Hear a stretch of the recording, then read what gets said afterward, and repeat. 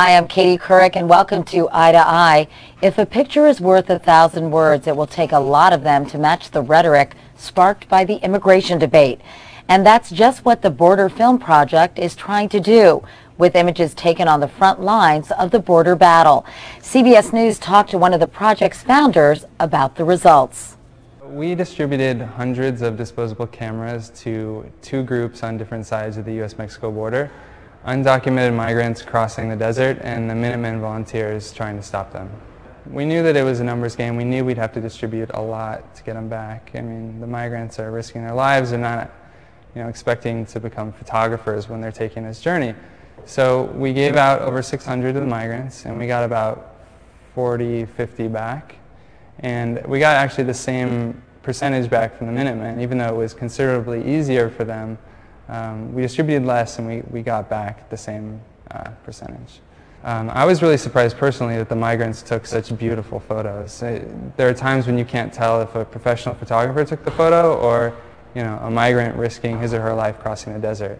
And that was just astounding. We got a great mix of imagery. We got happiness, we got sadness, we got disgusting blisters on their feet, we got beautiful scenery shots of the mountains and the borderline. With the Minutemen, I think my favorite photos are the ones that really go past the stereotypes and show them as people with family and show them as people wanting to do something for their country. This area of the desert is really unseen by a lot of people, and it's a very dangerous walk, 2 to 4 days.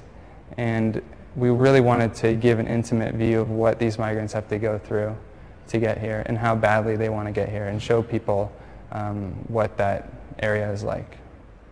One image that comes to mind is a really poignant image. It's of a woman who had been walking for days, and she's on a cot, and her feet are horribly blistered. I think this is an important image because people don't realize that this is one of the more common injuries on the border.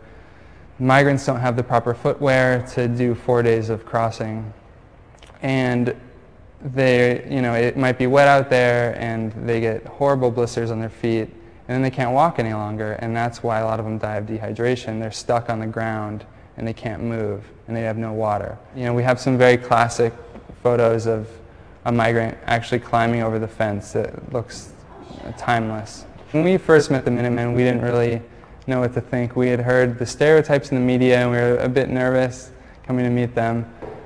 But within the first few hours, we realized that they were pretty nice people that you can sit down with and have a drink. And the Minutemen are mostly veterans, and they're mostly retired, and they're doing something about what they consider to be a problem.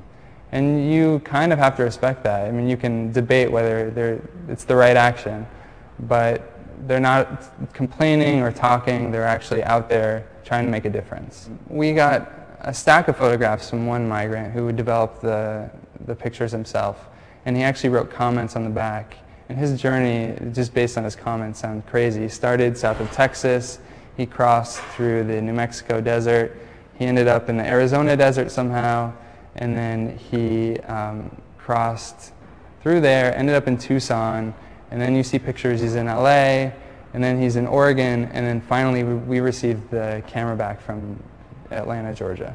At the end of the day, these two groups are very different, but they both agree that they're documenting a situation that should not be happening. I think anyone that's been to the border knows that it's broken and needs to be fixed.